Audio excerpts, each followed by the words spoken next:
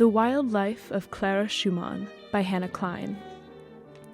Clara Schumann was born on September 13, 1819, in Leipzig, Germany, to Friedrich and Marianne Wieck. Friedrich Wieck had gone to school to study theology, but ended up making his career in music. He eventually settled in Leipzig, where he created an instrument rental store and musical lending library and taught piano. One of his students was Marianne Tromlitz, a famous opera singer in Leipzig, who he married in 1816. Marianne was a superwoman of sorts. She continued with her concert engagements, many of them while pregnant, did housework, and gave birth to 5 children over the course of 8 years. She gave birth to their first child, Adelheid, in 1817, but the child died the next year. Their second child was Clara, in 1819. In 1821, she gave birth to their third child, Alwyn, and another, Gustav, in 1823. By 1824, Marianne had a 5th child, Victor, and had left Wieck, largely due to his extremely controlling nature. She went back to live at her father's house in Plauen, taking her infant son Victor and oldest child, Clara, with her. Wieck was granted custody of Alwyn, Gustav, and Victor, but allowed Marianne custody of Clara until Clara's 5th birthday. Clara went back to her father in Leipzig 4 days after her 5th birthday, despite her mother's wishes that Clara stay with her. Within a year they divorced, and she married Adolf Bargil, an old colleague of Wieck's, a few months later. She was allowed to see her children for the following year, until she moved to Berlin, and contact was thereafter limited mostly to letters, gifts, and occasional short visits. Surprisingly, Clara's diary mentions that she didn't speak a single word until age 4, and even after that was slow to learn to speak, although this may have been because most of the communication that occurred in her household likely took the form of arguments into angry words. Her parents assumed she was deaf, but her mother was able to teach her short piano pieces by ear, so we can probably assume that she wasn't deaf, especially due to her later musical abilities. With limited contact from her mother, Clara and her father had a very close relationship. Wieck made sure she got the best musical education possible, but he was also kind of an abusive stage dad and had every detail of her young life planned out for her.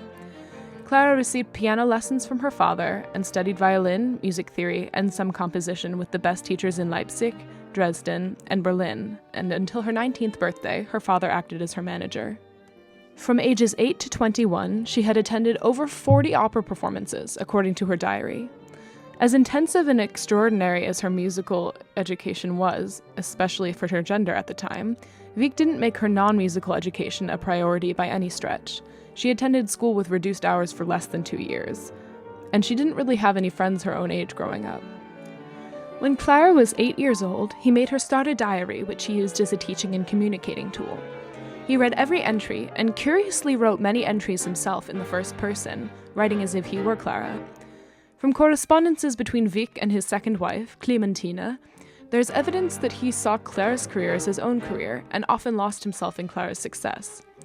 While touring, he would have Clara copy correspondences, which were often threatening, between himself and a variety of associates arguing over her fees or demanding owed money, which he justified by seeing the exercises making up for missed school time and an opportunity to teach Clara about business. At age 9, Clara made her debut at the Leipzig Gewandhaus and made her formal debut at age 11. Also at age 11, she went on a concert tour to visit various cities around Europe. Her father accompanied her everywhere and collected all of the money she made. Occasionally, he would give her gifts and small amounts of money after a good performance. Accompanying Clara touring gave Wieck the means to travel, musical and noble connections, and status. By the time Clara was 16 years old, one of Wieck's students, Robert Schumann, had fallen in love with her. They had known each other since Clara was 11 years old, or possibly younger. The feelings were mutual, but Wieck disapproved of the relationship, so he sent Clara to Dresden and broke all ties with Schumann.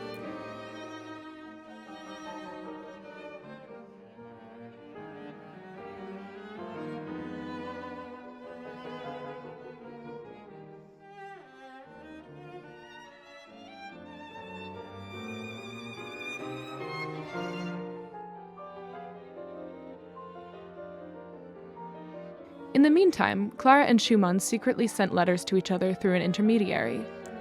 A little over a year later, Schumann formally asked Clara's father for permission to marry her, which Wieck refused.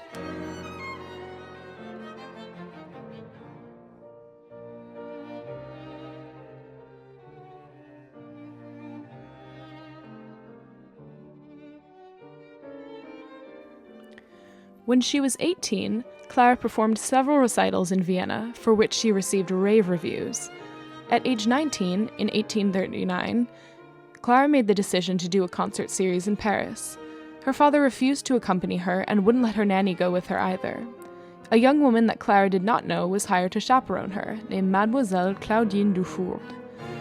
Even Schumann advised against her going, but recognized the journey's necessity in distancing herself from her father. Clara believed that her father was hoping she would fail in Paris and come running back to him, but she had absorbed much of her father's managerial skills and teachings and decided to stay in Paris and be her own manager by herself. While in Paris, her father sent letters trying to convince her to postpone marriage and tour with him again, which Clara almost might have given in to if Schumann hadn't convinced her to appeal to the Dresden court if Wieck would not consent to their marriage. In June of that year, Clara signed a document statement affirming her wishes to sue for her right to marry Schumann. This was extremely difficult for her, as she owed her career to her father and had spent nearly all her life extremely close to him. Her father kicked her out of his house, so she went, without any possessions, technically her father owned everything, to live with her mother. Schumann supported her financially, sending her money and gifts for her family members. Clara herself got some gigs and tours around Hamburg and Bremen, which earned her some money. In December of 1840, Wieck presented to the court his own declaration, an 11-page document filled with furious and damaging words about Schumann's musical, compositional, and editorial skills. Wieck detailed that Schumann was socially inept, unable to speak or write clearly, that he lied about his income and could not even support himself, that he was poorly raised and extremely arrogant, that he was an alcoholic, that he didn't truly care for Clara and only wanted her for her income and musical abilities, etc. He wrote that Clara would be incapable of managing a home, having been brought up and trained to be an artist, and that she would not be able to survive on a musician's income. Schumann defended himself against the false accusations, but both he and Clara were humiliated by the situation, not to mention the great legal expenses and damaged feelings. A few months later, Schumann filed a suit back at Wieck, charging him with slander and suing him for Clara's money she had earned while touring. Wieck launched a couple more attacks on Clara and her character, sending her brother Alwyn to demand she pay for his violin lessons. Wieck spread rumors around Leipzig that Clara was begging door to door and sent letters to several cities telling people not to hire her, that she played poorly, would ruin instruments, and was shameless and misled by Schumann. Thankfully, Clara went on to tour around Germany without hiccup, a success that reinforced her confidence in her independence. In July of 1840, the court finally came to a decision, ruling in favor of the couple. Schumann and Clara were delighted, of course, but Clara's deeply rooted emotional attachments to her father caused her constant anxiety and guilt, despite his continuous abuse. They were married a few months later, the day before Clara's 21st birthday. The couple kept a marriage diary as a way of communicating with each other and documenting their musical lives together. They composed a song cycle together, and Clara would arrange some of Schumann's instrumental works for the piano and perform them. Over the course of their lives together, Clara was pregnant 10 times, and Clara and Schumann had 8 children together. Maria, Elise, Julia, Emil, Ludwig, Ferdinand, Eugenie, and Felix. Clara followed her mother in the superwoman path, and despite the work of raising 8 children, Clara continued to perform, compose, and teach.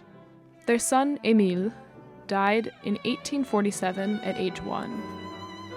4 years into their marriage, Schumann had a mental breakdown, so they moved to Dresden as was recommended by the doctors.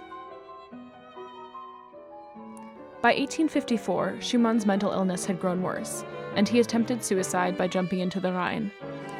A group of fishermen pulled him out of the water before he drowned or froze to death, and he was immediately entered into a clinic in Endenich.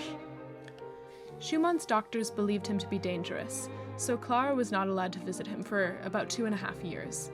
Meanwhile, Clara was supported by her closest friends, including Pauline Viardot, Jenny Lind, Joseph Joachim, and Johannes Brahms.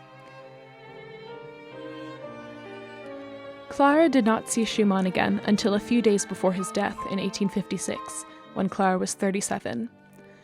After Schumann's death, Clara resumed touring as a pianist, but composed only one more piece, although she spent a lot of time editing her late husband's works.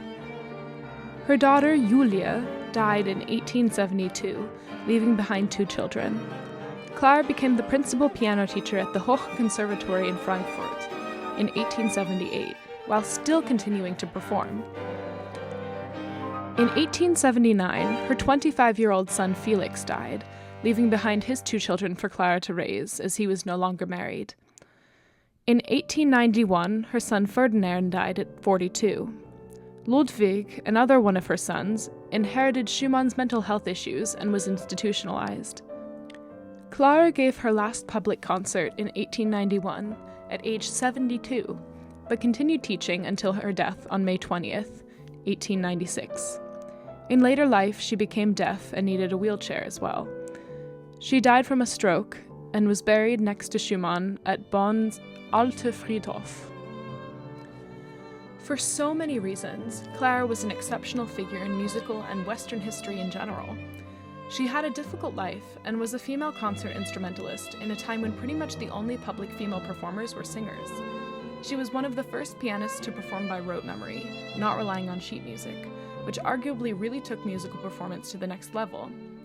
Through reviews and letters between musicians who heard her perform, it is clear that even when she was young, she had an extraordinary artistry about her, something that sets a lot of child prodigies and adult artists apart from the rest, and her teachings live on today.